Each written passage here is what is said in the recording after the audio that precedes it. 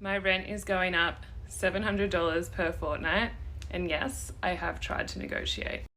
I said, just confirming that you're wanting to increase the rent by a total of $700 per fortnight. That's a considerable and confronting increase for a 3-bedroom house, shaking out to be an extra $230 per room. We'd love to come to a solution that reflects both the current market and the current financial pressure that inflation is having on us tenants. We are hoping this is negotiable and that you can revise the offer. The real estate agent wrote back. She said, I can try and negotiate with the landlord, but what are you proposing as a counter offer? Then she said, please note that the rental market is strong at the moment and we would be able to achieve the increased amount should the property be re-advertised at the moment. Kind of feels like a warning, no? I wrote back and I showed her another 3-bedroom property that I found online in Redfern. I said that this one is nicer and has 3 bathrooms, whereas our place only has 2 bathrooms. That one was on the market for $2,300 per fortnight, but what our landlord wants was $2,600 a fortnight. And then I said, given those differences, we believe that $2,100 for our property is fair per fortnight.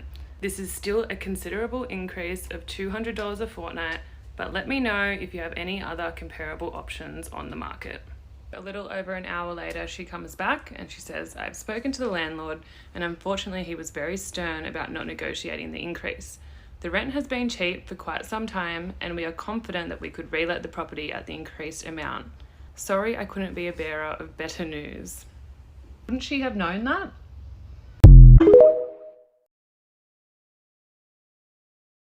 Okay, if you think Australia's housing crisis is bad now, it's about to get so much worse. Basically what happened is earlier in the year, Albo went over to India and signed an agreement with them that has basically opened borders for India into Australia. It'll mean 5-year student visas with no caps on the amount of people that can come to Australia and study. You've also got to remember that there are 850,000 international students already in Australia.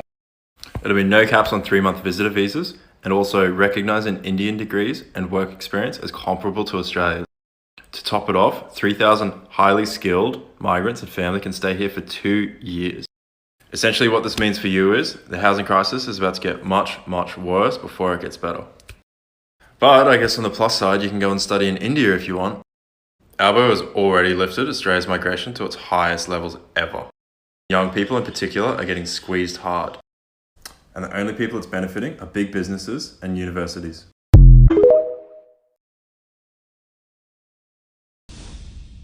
In the middle of the night, a little boy is led hand in hand towards a home that isn't his, followed by 3 adults, one holding a toddler.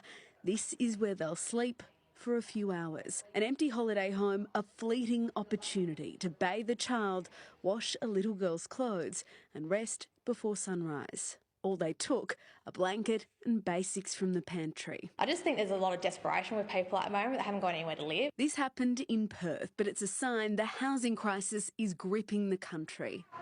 Queensland mum Kaylee Clark lives in the Moreton region. She's applied for 150 rental properties for her and her 6 kids. Mama's boy. She's been knocked back for everyone. I've searched everywhere from Rothwell all the way through to Bray Park, Redbank Plains, Ipswich, Ormo, Pinkenbar. In 4 weeks, her family will be on the streets. She says she's even looked into putting her children in foster care. Foster carers Queensland won't take the kids because there's so many other displaced children out there at the moment. They might be able to go and stay with some of the kids' friends from school, but that's just a long shot. Available, affordable housing supply is at an all-time low and demand at an all-time high. We've had over 200 families just since January in 6 months. Even short-term crisis accommodation is becoming more difficult to find, with many motels and serviced apartments now full. Under Queensland's housing strategy, the state government plans to increase supply by almost 10,000 homes over the next 5 years. Georgie Chumley, 7 News.